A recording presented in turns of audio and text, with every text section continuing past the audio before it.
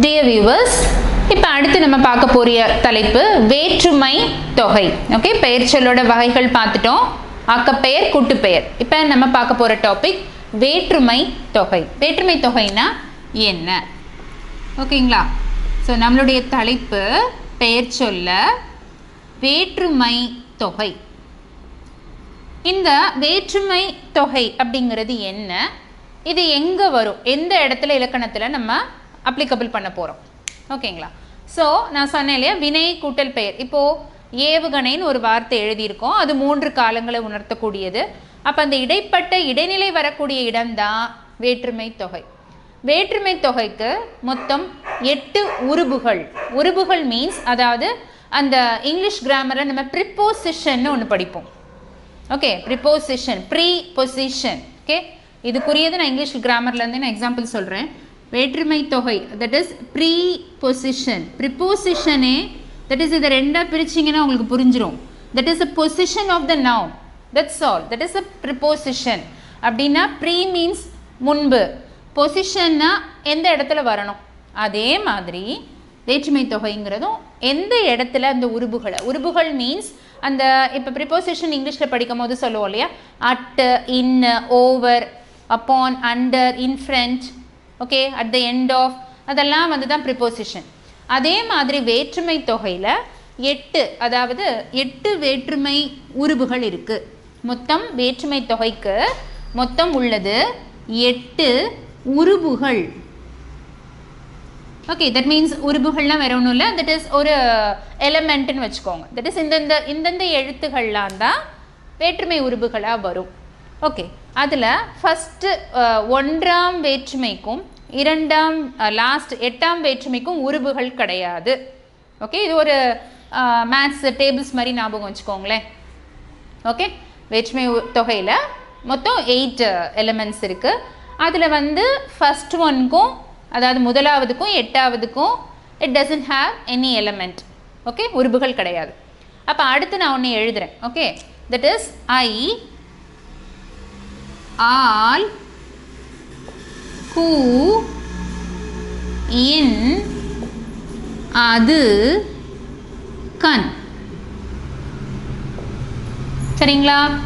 ஐ, ஆல், கூ, இன், அது, கண். அப்போது நான் என்ன சொன்னேன்? முதல் வேற்றுமை உருபுக்கும் 8ஆம் வேற்றுமைக்கும் உருபுகள் கிடையாதுன்னு சொன்னேன். தட் மீன்ஸ் இங்கே வந்து 1ஆவது வேற்றுமை தொகைன்னு வச்சுக்கோங்க, இங்கே 8ஆவது வேற்றுமை தொகைன்னு வச்சுக்கோங்க. ஓகே, இதுக்கு உருபு கிடையாது. ஓகே, இப்படி எழுதிக்கோங்க. தட் இஸ் ஃபர்ஸ்ட் ஒன்க்கு உருபு கிடையாது. அதே மாதிரி 8ஆவதுக்கும் உருபு கிடையாது. ஓகே, ராங் போட்டுக்கோங்க. ஓகே, இது மனப்பாடம் பண்ணுறதுக்கு. இது அதாவது வேற்றுமை தொகையில் இது பேசிக்கு. இது அப் டு நீங்கள் +2 படிக்கிற வரைக்கும். இப்போ நீங்கள் ஓரளவு இப்போ 4th 5th படிச்சுட்டு இருக்கீங்க, இந்த வீடியோ பார்க்குறவங்க ப்ரைமரி கிளாஸஸ்னால் இதை மனப்பாடம் பண்ணி வச்சுக்கோங்க. ஸ்டில் இது வந்து +2, நீங்கள் +2 இல்லை, காலேஜ் ஆர்ட்ஸ் சயின்ஸில் கூட அந்த கிராமர் இலக்கணம் வரும்போது இது வரும். இது வந்து 3ஆம் வேற்றுமை உருபு, 5ஆம் வேற்றுமை உருபு. என்னது இது 5ஆம் வேற்றுமை உருபுனா என்ன அப்படின்னா உங்களுக்கு வேறு எதுவுமே மறந்துடாதீங்க. ஐயால், கூயின், அது கண்ணுன்னு இதை மனப்பாடம் பண்ணிக்கோங்க. தட் இஸ் 1ஆம் வேற்றுமைக்கும் 8ஆம் வேற்றுமைக்கும் உருபு கிடையாது. ஸோ இது என்னவா இருக்கும்? இதுதான் 2ஆம் வேற்றுமை உருபு. 2, 3, 4, 5, 6, 7. ஓகேங்களா?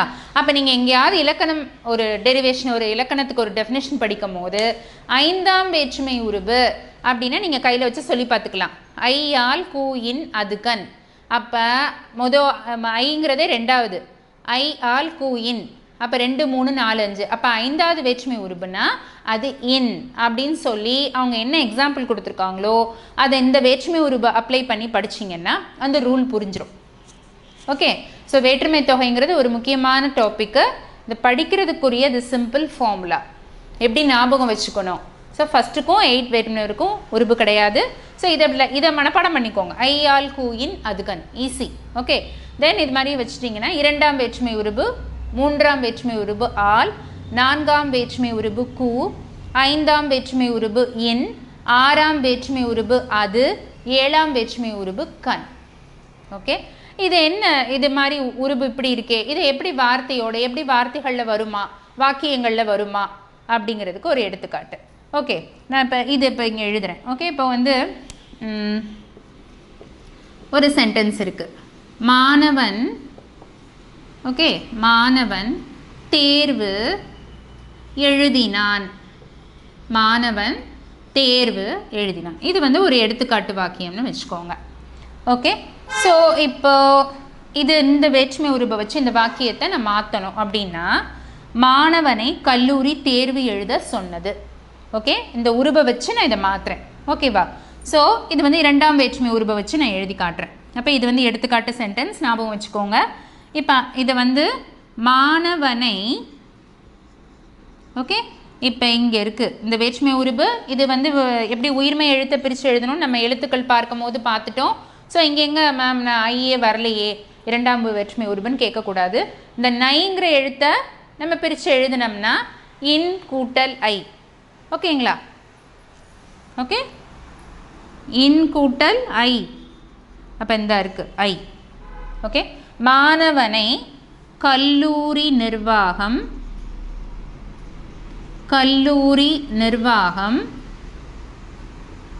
தேர்வு எழுத சொன்னது. தேர்வு எழுத சொன்னது. ஓகேங்களா? ஸோ இந்த இரண்டாம் இதை வச்சு நான் ஒரு எக்ஸாம்பிள் இந்த சென்டென்ஸை மாற்றிருக்கேன். அடுத்து இப்போ இந்த ஆள்ங்கிற வேற்றுமை உருபை வச்சு எப்படி எழுதலாம்? ஓகே, அடுத்து இந்த இதை வச்சு ஆள். மாணவனால்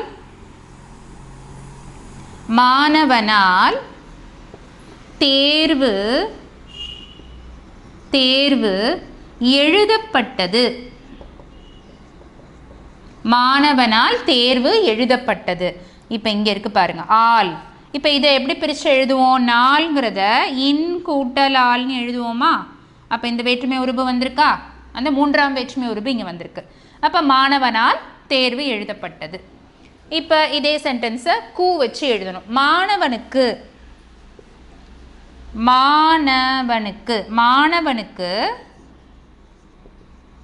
தேர்வு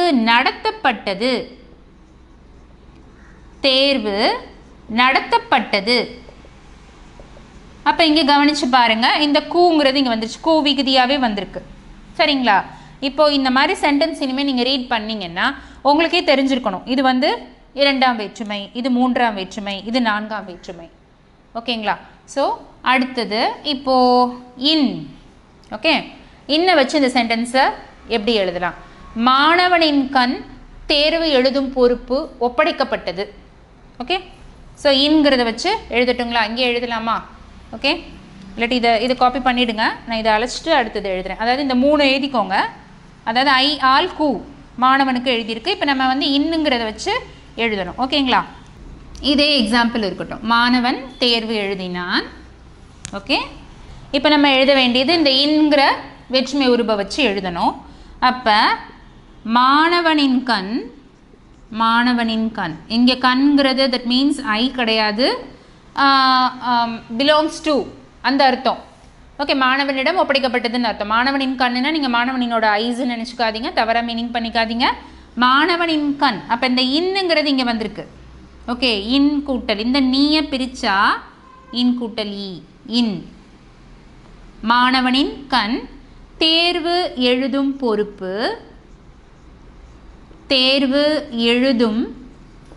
பொறுப்பு ஒப்படைக்கப்பட்டது.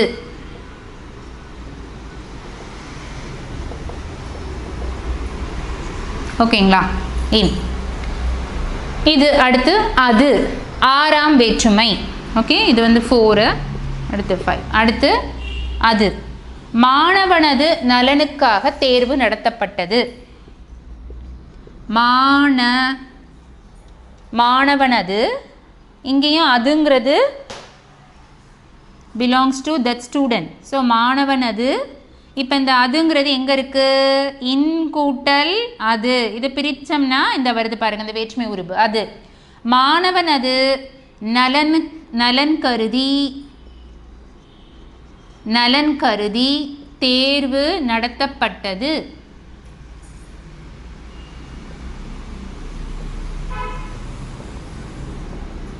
சரிங்களா? அடுத்து கண். ஓகே, இன் மாணவனின் கண், இது இங்கே எழுதியிருக்கேன். அடுத்து இங்கே மாணவனின் இந்த உருபு வந்து கண் வந்து இங்கே எழுதியிருக்கேன் 7வது. அடுத்து இப்போ இதுதான் விட்டுருக்கோம் மாணவனின். இங்கே இப்போ இது ரெண்டுமே வேற்றுமை உருபு வருது பாருங்க, மாணவனின் கண். ஓகேவா? இந்த லாஸ்ட்டுக்குரிய கண்கிற உருபும் வருது, இன்னுங்கிற உருபும் வருது. அப்போ ஒரு வாக்கியத்திலேயே இன்கிற 5ஆம் வேற்றுமை உருபும் வந்திருக்கு, 7ஆம் வேற்றுமை உருபும் வந்திருக்கு. ஓகேங்களா? ஸோ இதுதான் வந்து வேற்றுமை தொகை. வேற்றுமை தொகைங்கிறது பெயர் சொல்லோட பகுதிக்கும் விகுதிக்கும் இடைப்பட்டு நம்ம எழுதக்கூடிய ஒரு இலக்கண மரபு. ஓகேவா? ஸோ இப்படி தான் சென்டென்ஸ், அதாவது இந்த வேற்றுமை உருபுகள் மறைந்து வரும், அது வந்து இந்த இதுக்கு பேர் வேற்றுமை தொகை. ஓகேங்களா? அடுத்து பெயர் சொல்ல பெயர், அந்த ஆக்கப்பெயர் கூட்டுப்பெயர் பார்த்துருக்கோம், வேற்றுமை தொகை பார்த்துருக்கோம். அடுத்து உவமை தொகை, உவமை தொகை மற்றும் பண்பு தொகை, அது அடுத்த வீடியோவில் நம்ம பார்க்கலாம்.